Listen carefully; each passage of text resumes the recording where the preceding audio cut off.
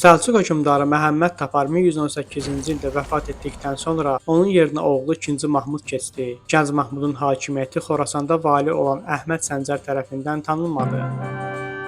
Əhməd Səncər qardaşı oğlu Mahmudun üzərinə yürüş edərək onu məğlub etdi. Hakimiyyəti ələ alan Sultan Səncər dövlətin geniş ərazisini idarə etməyin çətinliyini anlayırdı. Buna görə də qədim türk dövlətlərində mövcud olan ikili idarə sisteminə bənzər bir quruluş yaratdı. Qardaşı oğlu 2-ci Mahmudu Həmədanda taxta çıxararaq dövlətin qərb hissəsinin idarəsini ona tapşırdı. Oğlu olmadığı üçün 2-ci Mahmud həm də onun varisi sayılırdı. Bundan sonra 2-ci Mahmud və onun davamçıları İraq Səlcuqları kimi tanınacaqdı. Özü isə dövlətin şərq hissəsini böyük sultan kimi idarə edəcəkdi. Daha sonra Mərv şəhərinə qayıdaraq hakimiyyətini oradan idarə etməyə başladı. İraq Səlcuqları özü də Səlcuqlu ailəsindən gələn 4 xanədan tərəfindən idarə olunurdu.